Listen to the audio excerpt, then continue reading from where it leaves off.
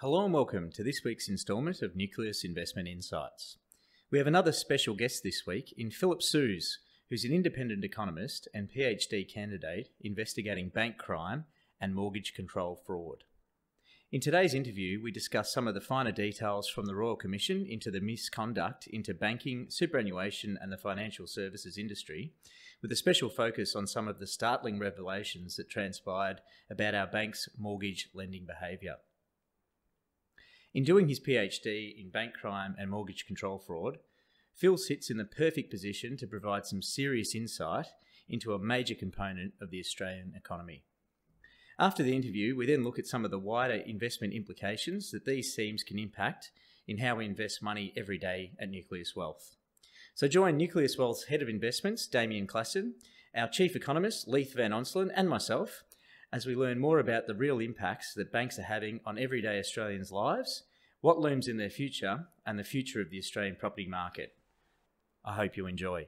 So today on the podcast, we have an independent economist, PhD candidate investigating bank crime and mortgage control fraud, and co-author of the book Bubble Economics, Land Speculation from 1830 to 2013 with Paul Egan.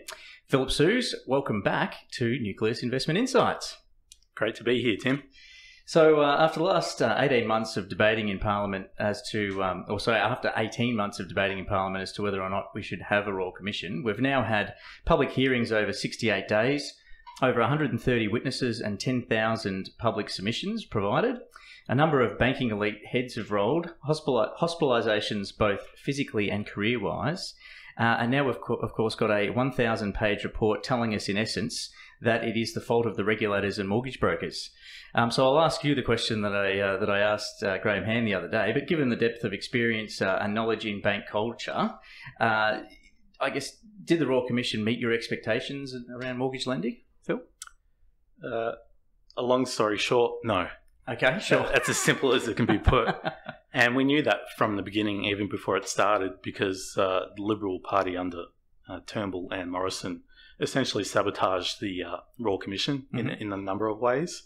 First, he had a sole Conservative commissioner. It was only for 1 year.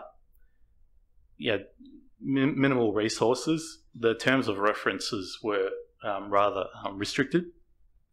And so under those conditions, you couldn't really expect that the Royal Commission, as competent as the Commissioner and the QCs were, that they could really do a thorough job in unveiling all the criminality in the financial services industry.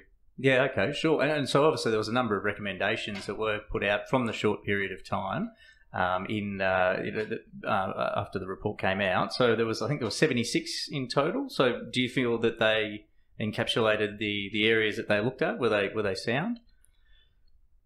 Given the restrictive terms of reference and what they managed to uncover in that short period of time, the recommendations were pretty good.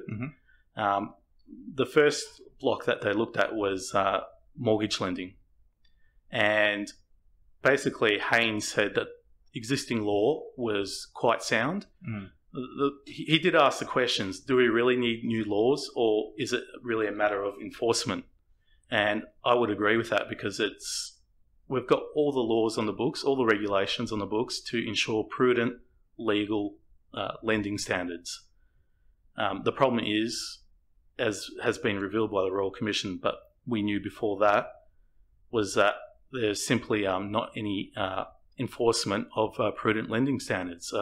And the main document that regulates the legislation is the NCCP Act of 2009.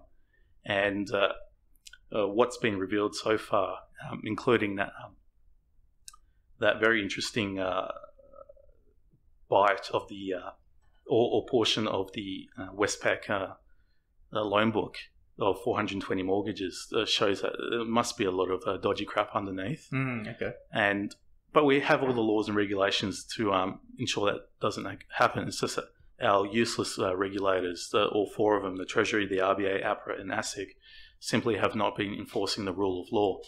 And as a consequence, a substantial proportion of the total loan book, especially for the Big Four, must be pretty rotten. And so one of the issues, I guess, that sort of shows up within these is that, as I said, it comes back to the regulators, and the regulators obviously have they've been appointed by politicians usually, and there's certain there's a whether it's explicit or not, there's a bit of a nudge to say, well, these are the types of things we'd like you to look at, and these are the types of things we wouldn't like you to look at.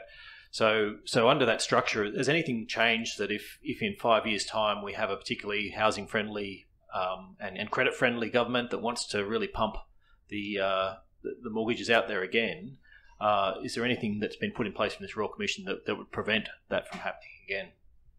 Well, the Royal Commission's a real game changer, but I don't think it's so much that it's the unveiling of these poor lending standards has really scared bankers. Really, it's only just one thing, and that's criminal prosecution. That's what really scares bankers. And of course, APRA has done basically nothing in terms of enforcement since 1998. We know that. And ASIC is barely any better. What's come out of the Royal Commission is that it's allowed Labor to really wedge the Liberal National Party on housing and banking policy. And of course, Shorten and Bowen are making a lot of political gain out of this, a lot of currency. And one thing they've really tried pushing for is criminal prosecutions, which of course we can't expect from the regulators, except now that the Shorten's really pushing forward with it. And he's also noted that if he wins the election, which seems inevitable, come May or June, that he wants to introduce a special prosecutor that will investigate specifically white-collar crime.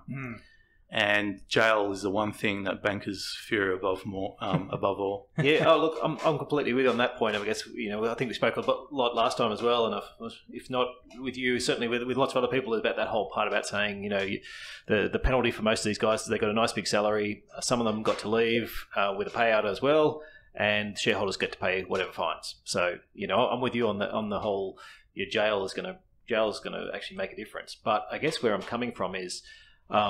When you have a Royal Commission and the person basically says, look, everything's right, you just weren't enforcing the laws to date, you go out there and start enforcing them, is that there's this short-term push and maybe you get a government in that actually does push it, but I guess there's nothing preventing another government in maybe it's 10 years' time and 1 or 15 years' time, a certain length of time for people to start forgetting and they start saying, well, we've got to just go light on these guys because we really want to get, the credit out there and get things going, is we could be in exactly the same place. I guess there's nothing structurally changed.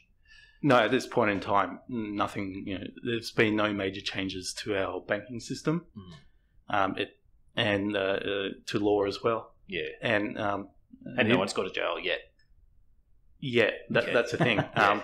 But another interesting factor that's come along is class action lawsuits. Absolutely. With Maurice Blackburn coming forward with the first class action on the topic of unaffordable lending, which hit the news about a fortnight ago. And that's another thing that could scare the banks into at least following the rule of law around prudent lending in the near future. Yeah, but the same token is if there's a big class action and Westpac has to pay out $500 million to a bunch of people, same thing. It's like, well, I still got my big salary for if you're an executive, they've still got a big salary for it. The shareholder's paying the fine. Maybe the executive has to leave. Maybe they just get a wrap over the knuckles and don't do it again type stuff. Cost of business. Yep, pretty much. And so these are all short-term things, but structurally in the system, nothing's preventing another outburst of growth over the long term. But in the immediate future, the next year, 2019, 2020, for the time being, it looks like credit growth will certainly pull back and will come down sharply. Over the long term, who knows? Our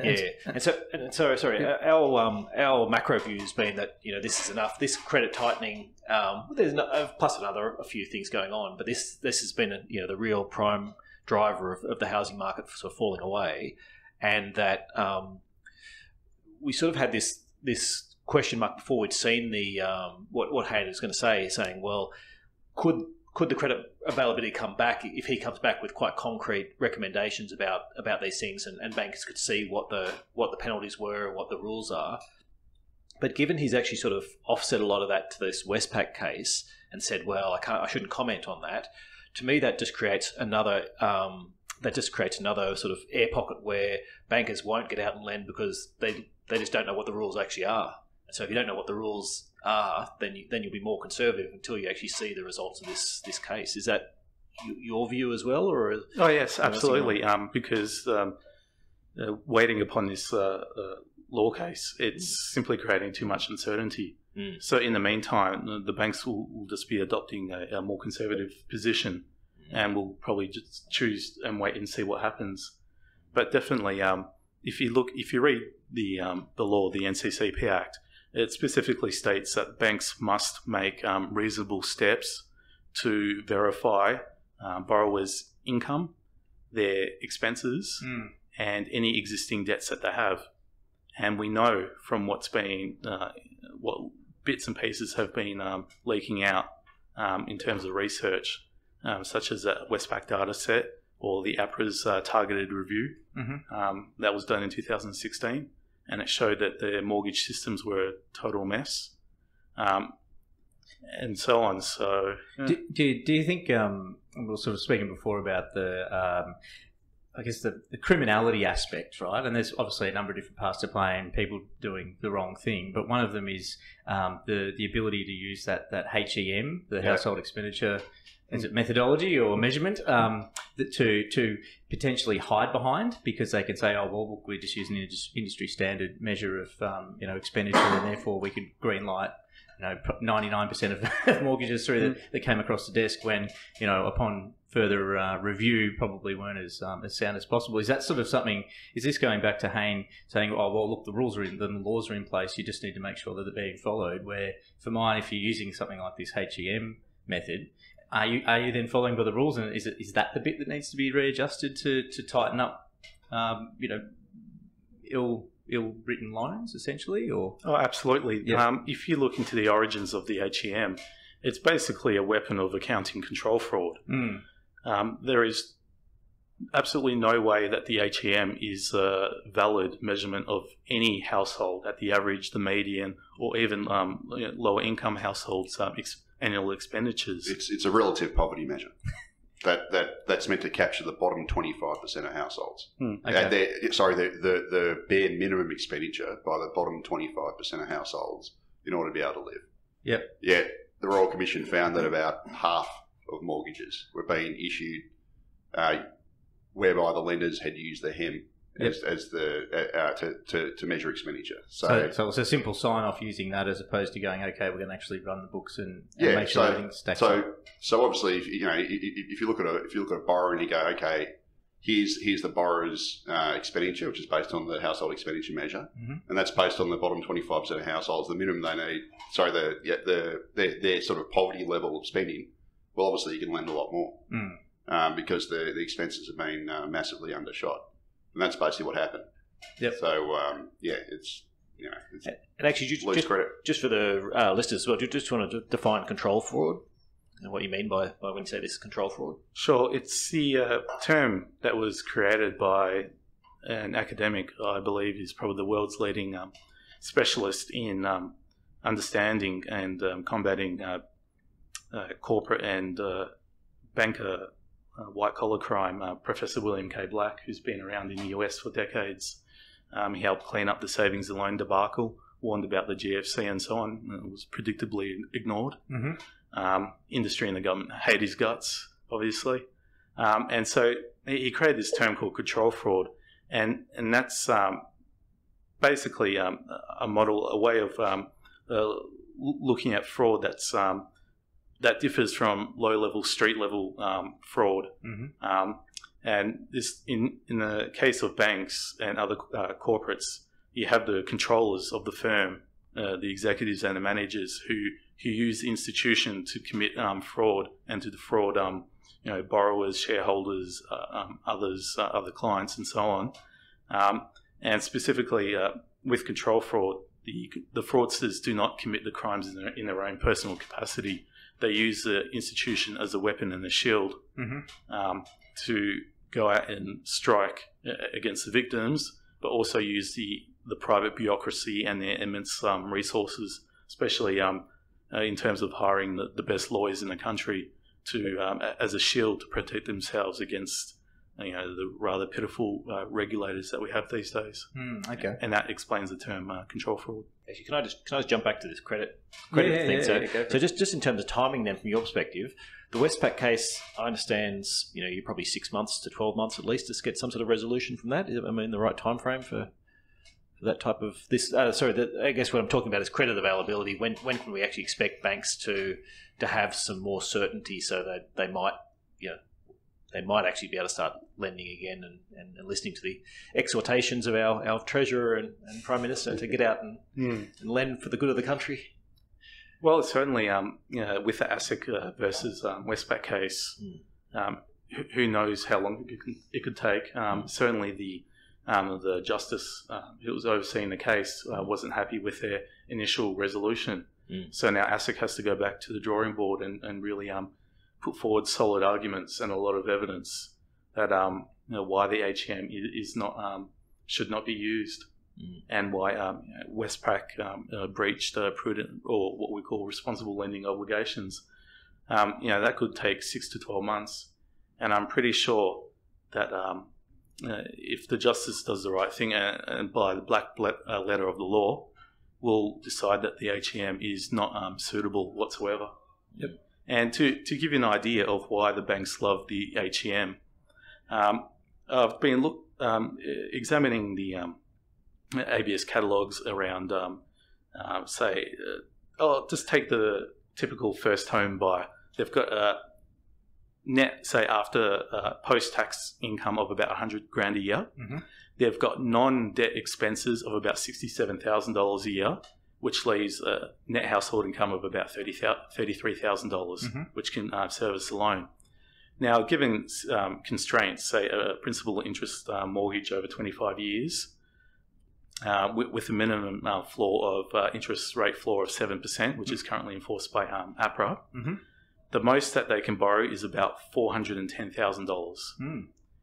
Now, if you use the HEM instead, the basic variant, which is about $34,000, that means that they've got about $66,000 in net income.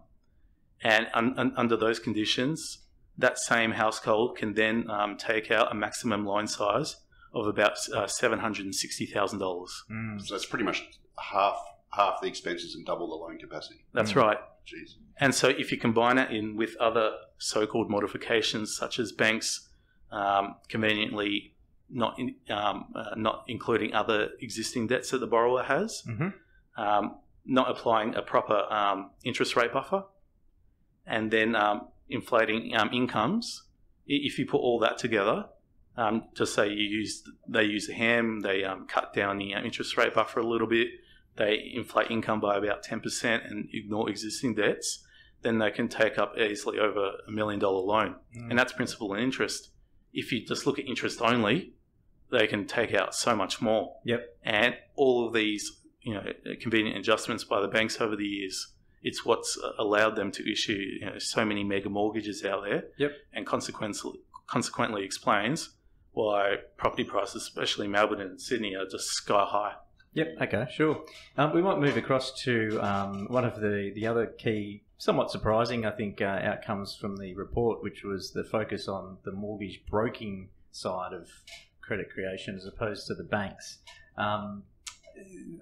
There was a recommendation come through that the mortgage broker's remuneration structure, which is typically quite a high upfront with a smaller trail, was to be, should ideally be reviewed and perhaps to be taken either removed or having some sort of a fixed cost, which rather than coming from the product itself was actually borne by the client, could be folded into the loan, but then essentially it was like a fee for service sort of arrangement, perhaps with a financial advisor where you just paid $3,000 or $4,000 up front as a bill, which was broadly seen to be a pretty big departure from the current status quo, product provided fees, as opposed to the new sort of fee for service. What were your thoughts on that?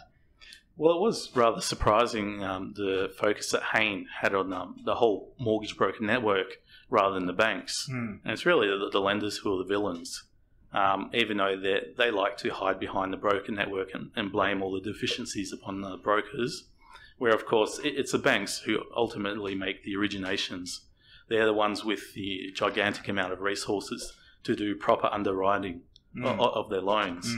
And so the banks do like hiding behind the brokers, and it's quite unfortunate that Hayne has really focused upon the network rather than the lenders.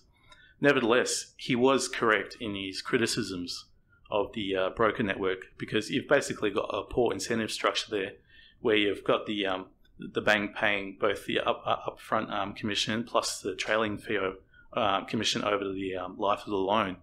And that, of course, provides an incentive to brokers to try and maximise the loan, including taking out a loan which may not be in the best interests of the borrower.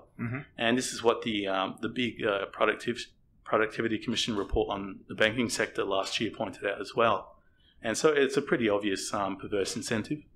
And I think it would be better if it switched to simply a larger upfront fee that the borrower pays upon the successful approval of a loan. But of course, the broker network was up in arms, very furious about this. And it's unfortunate that Bowen, previous to the the release of the final report, said that Labor would implement all recommendations, hands down.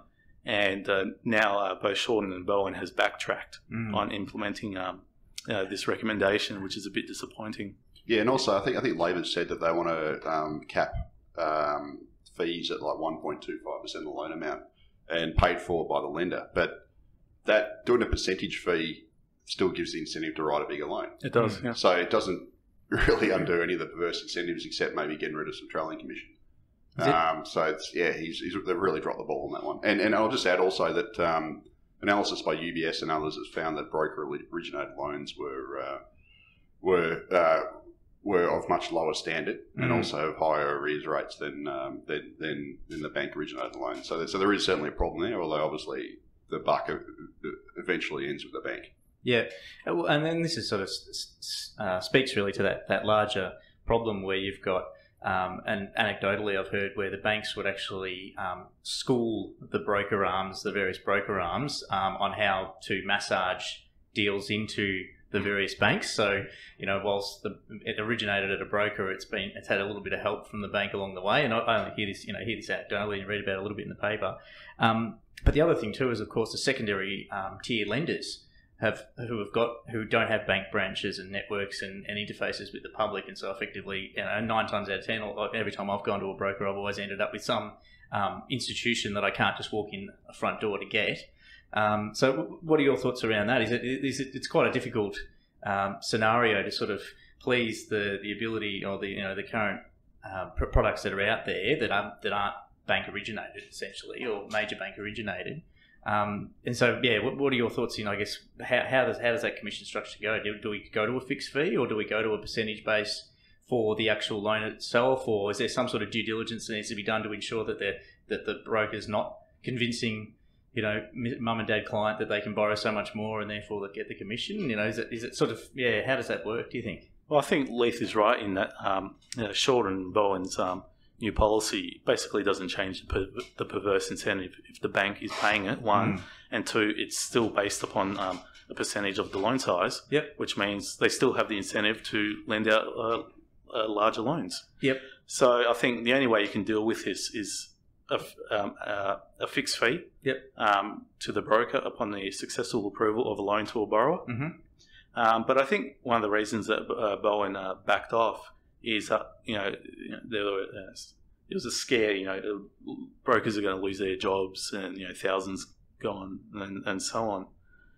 And I think that was one of the things that really got them to push back. But it's also the lack of competition in our highly concentrated banking system, where we've got on the world stage, we've got the most concentrated big four banks in the West, which is quite astounding.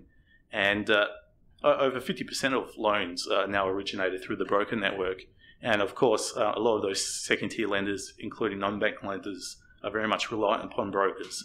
And we do need that competition because endless analysis has shown that their fees and their interest rates on their mortgages are more competitive than the Big Four. Yep. So we still need brokers, but we need to get rid of those perverse incentives. Okay, sure, fantastic.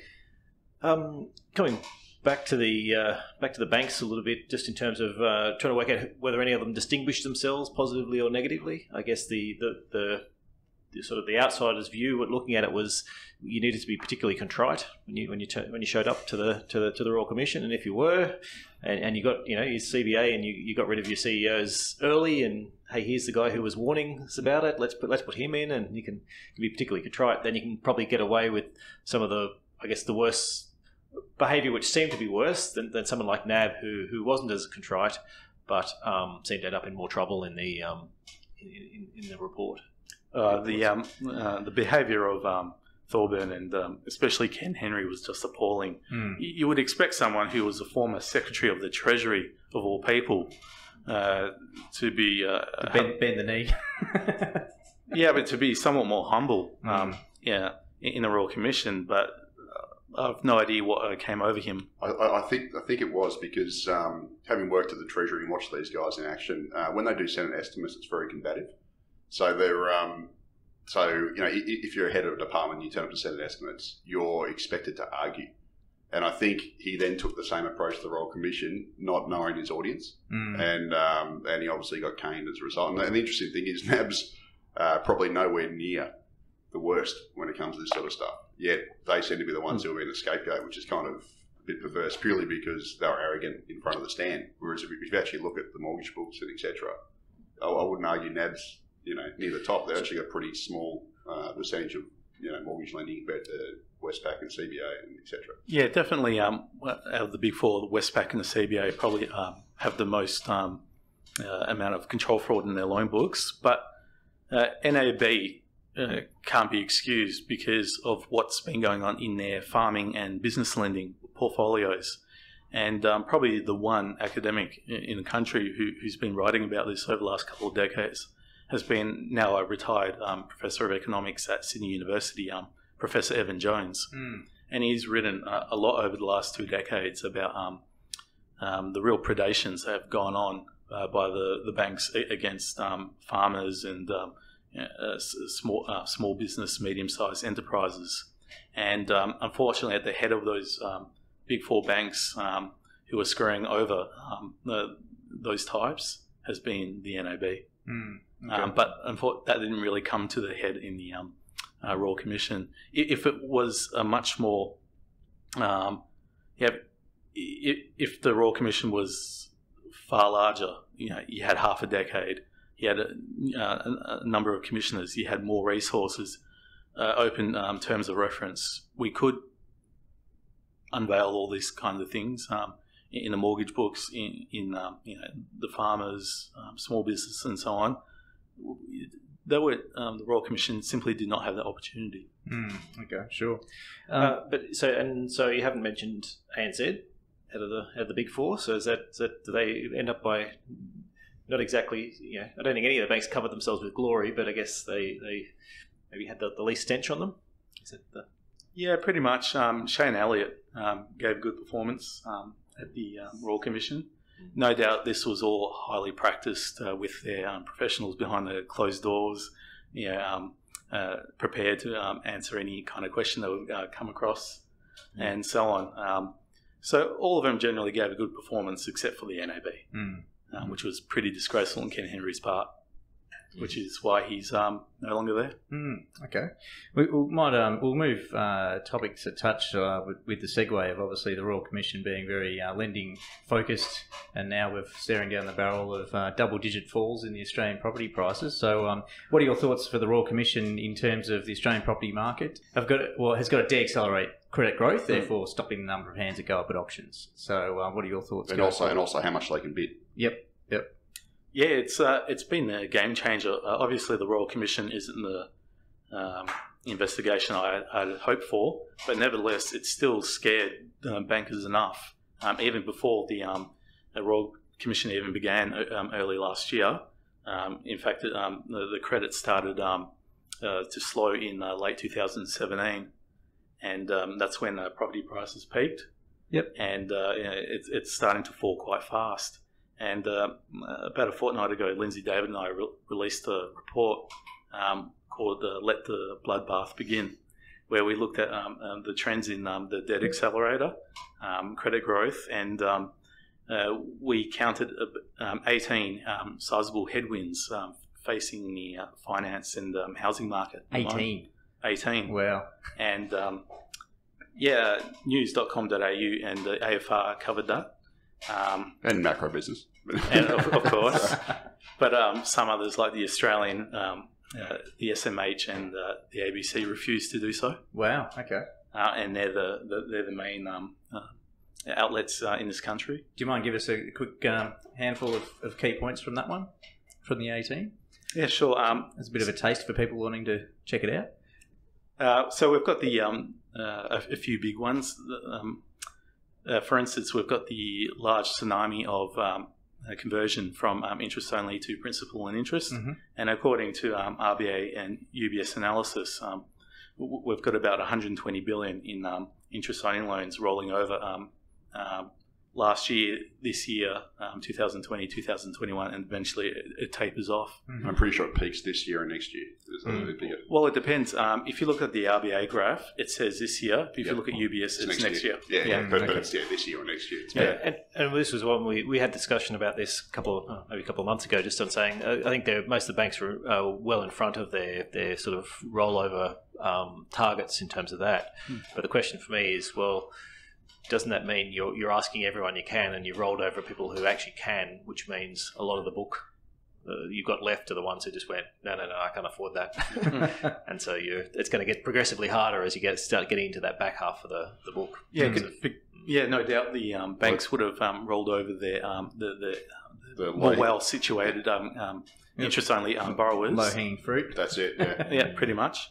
But then left the harder ones. But Lindsay and I, we know people who work inside the banks, and what they're saying is that they're giving the ones who simply can't afford the principal and interest conversion, they're giving them an extended 12 months simply to sell their property, whether it's their home or their investment property, rather than rolling it over. Yep. So they keep it on interest only for that period, but they have to sell, and so it makes it look like a voluntary sale rather than an eventual bank force sort of situation. Foreclosure. Yeah, so it doesn't appear as a non-performing loan. And it's also worth pointing out at this point, in two major markets, Sydney and Perth, we've got both property values and rents falling, which is going to squeeze, if you're an investor with a principal and interest only loan to roll your principal and interest. You're facing not just a big fall in property values, but also your income from those properties via rents is now falling as well. So you're sort of stuck in this pincer.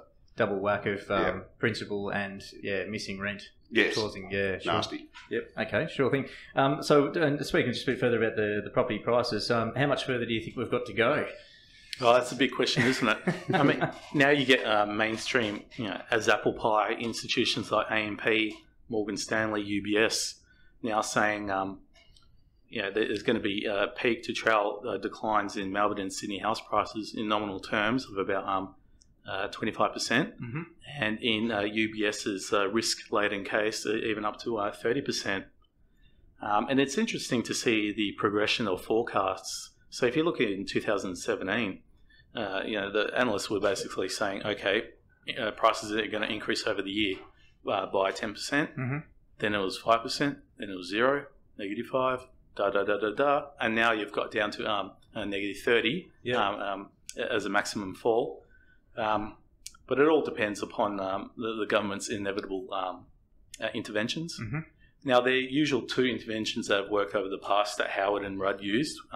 So you had the usual interest rate cuts. Almost every time that annual house prices have fallen, the RBA has cut, which has then helped to reinflate.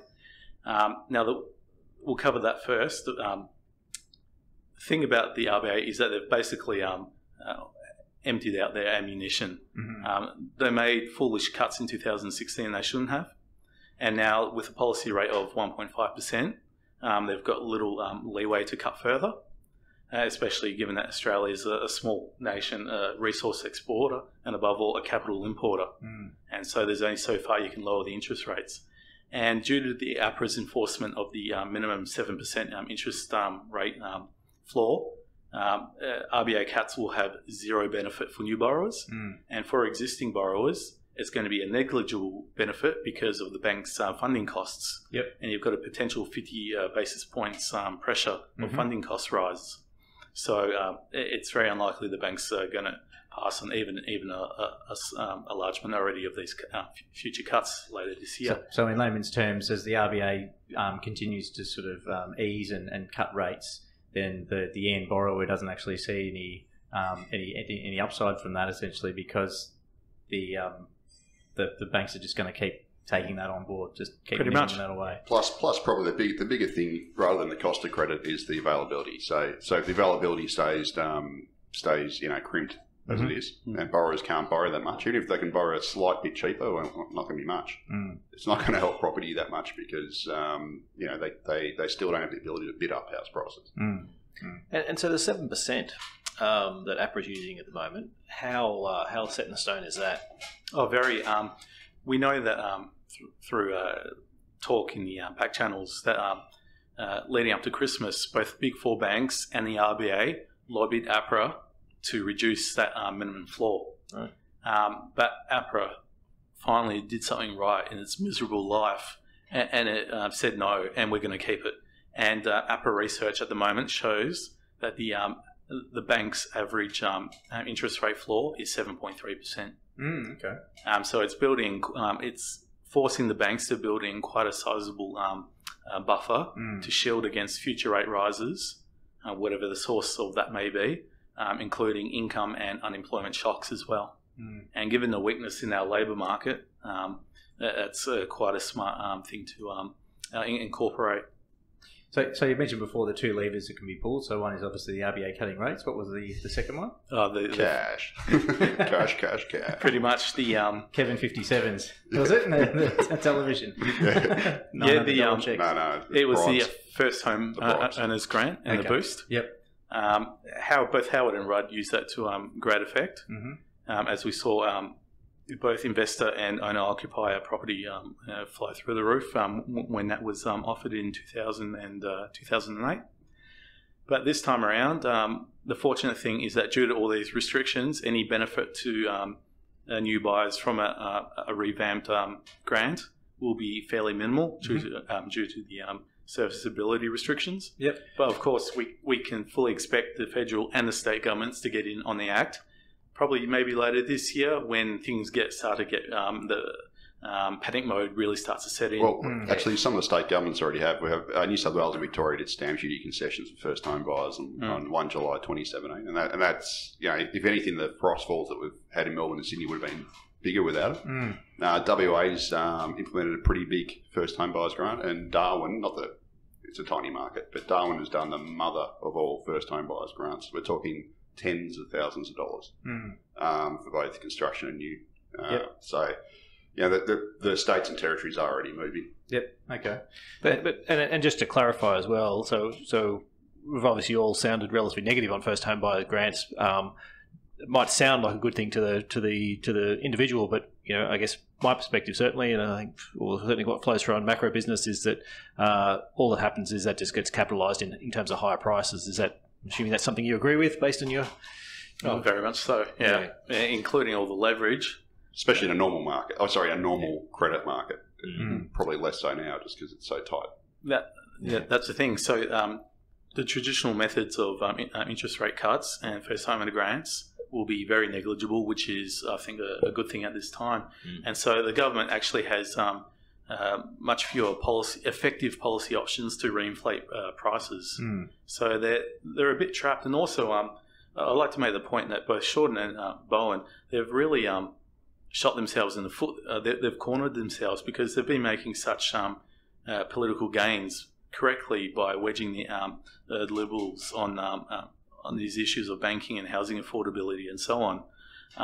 All they're doing is that they're ensuring that price drops are going to be even harder, and it's looking that there could well be a recession on their hands by maybe end of this year, maybe next year, and of course the Liberals will come back with a lot of political gain on that. Yep. Plus Labor's committed to doing their negative gearing and seed capital gains tax stuff, which obviously be a further punch in the face. Yep. Same time as foreign buyers leave. So and that's another big issue that our housing market is facing, is that China's capital controls must be really biting at the moment, because as we're seeing from the various graphs out there, foreign buying as a percentage of both new and existing dwellings has just collapsed. And so not only are they not buying now, but we now have evidence, especially from the United States, that a lot of these foreign buyers, including Chinese, are now selling up and repatriating a foreign currency back to the homeland. Wow. Yep. And so there's been quite a reversal in the last year or so, and everything looks like it's going to pick up pace. And Labor's also committed to finally, after 12 years of promising, implementing the anti-money laundering laws for real estate. Basically, long story short, Australia's got the weakest money laundering laws in the world, and there's been pressure from the developed world. In the developed world, sorry. And there's been pressure from the global regulator, the Financial Action Task Force, a whole bunch of other agencies for us to tighten them. And the Financial Task Force is due to come back to Australia in September to do its mutual valuation. And the last one they did in 2015 basically said that we're a haven for money laundering, especially from China, and it's threatened to shame us unless we do it. And as a response, Labor's committed to finally doing that, and that should, at the margin, also, clamp down on foreign buyers. So, just another headwind. Yep. After all, we had the recent Four Corners expose on Project Dragon, and every new anti-money laundering or capital flight program that China's bringing has been progressively more stricter and casting a wider net as well. Yep. And they're simply ramping this up, which is good news from an affordability perspective in our housing market. Just a couple of quick ones on some of the Labor proposed changes as well, Phil. So obviously, tell me if I've got this right, but I believe they're going to wind back the ability to use your superannuation or the super system to purchase houses as well. So I don't think it was broadly, very widely used anyway. So it's a bit of I think they might be just trimming some policy and headache. The other one, though, was changing the negative gearing for new builds, and obviously that plays right into the Labor playbook because it's jobs for the boys and all the rest of it. But is that going to create a crowding effect for first home buyers who typically would look into those newer subdivisions and cheaper end of the market where the new builds are more prevalent, do you think? Is that going to be potentially a bit of a feedback situation? Well, with this new policy, it's actually quite indeterminate because we've never had these kinds of specific reforms before in our history. So no one can be sure exactly what's going to happen to owner-occupiers or to first-home buyers or to investors. Obviously, all this nonsense that the industry is bringing out, like the real estate institutes, about how it's going to destroy our housing market and so on. The idiot treasurer is coming out with this, Labor's big new housing tax and so on, which is just ridiculous. Because if you look at the one big housing tax of all, which has simply been rising land prices over the last 20 years, which has massively indebted our country, including the youth and future generations, that's the biggest tax of all. But if you look at it, Frydenberg and the Liberals and the real estate industry, they're the ones who have been in the lead in inflating this housing tax. But you're not supposed to talk about rising land prices as a private tax, which of course it is. Yeah, okay. Now, I think it's indeterminate. It's just wait and see. But the thing about it is that Australia has, as the IMF showed, has the world's largest tax expenditures in the OECD, and a large portion of that is housing rorts. Yeah, sorry. And so just to clarify, what you mean by tax expenditures is tax breaks. Yeah. Basically, expenditures or concessions or basically rorts is what they are, because they pretty much flow to the already wealthy, the high-income earners who simply don't need it. And it has a role to play in inflating our property prices. The thing about it is that I oppose, on political grounds, short and making these changes to negative gearing and capital gains tax, because they're so minor. He's expending a lot of political capital on trying to get this through, whereas and they probably have a modest effect in reducing house prices. Where I think that and of course he's predictably being attacked by the industry and by the Liberals. So what I think they could have done better is simply to ignore that and just to focus on enforceable responsible lending, and that in itself will collapse prices by 50% if they can follow through and ensure responsible lending obligations are enforced. Okay, yeah, fantastic. And then once the inevitable downturn happens, they then can create a political narrative saying, okay, the reason why we had this bust in the first place is because we had all this odious negative gearing and the tax breaks for property investors, and say the home wasn't subject properly to land tax and so on. That would make it much more politically smoother for the ALP to get proper housing tax reform through. Okay, yeah, sure. Okay, great one to finish on. Okay, very good, mate. So how can our listeners follow some more about yourself and the work that you're doing? Just follow me on Twitter and the reports that I release and so on. Okay, yeah, what's your Twitter handle? It's at Philip Seuss. Okay, fantastic. I'll stick that in the show notes. So, look, thanks very much for your time today, and it was I think it's been quite revealing. It's a great build on from the last time we had you on the show, and we look forward to, of course, getting you on sometime soon as well. Thanks, Phil. Great to be here. Cheers, mate. Thanks. So, Damien, another great chat with Phil Seuss. Always a pleasure to have him on the show. Very knowledgeable guy, and has some obviously very strong and well-reasoned views behind the state of the Australian banks and what needs to be done going forward. Yeah, and look, certainly, an Australian expert on the control fraud that he spoke about, which is always interesting, and trying to work out what that means from a valuation perspective, because unfortunately, control fraud is also a very profitable exercise, and so it's a question about timing for a lot of this stuff. And if you're looking at investment markets where things are moving in particular directions and regulations is going to be lighter or heavier, then companies certainly profit from those or lose out. And so it is often it's coming back to the moral parts of these and saying, well, yes, this shouldn't be happening, but it is happening, and it's very profitable for the people doing it. And so where does that fit within the whole spectrum? And obviously as well that we spoke what was quite interesting. And sort of as we're going through that, we're talking about the competition side and how the bank lobbyists are obviously hard at work trying to turn a loss into a win, or at least a less of a loss by doing things on say mortgage broking or other things where it may actually result in less competition and bigger profit margins for the players involved. And so that's sort of one thing to keep an eye on, as well as just as the lobbyists get involved. Which areas are going to be winning and which ones are going to be losing.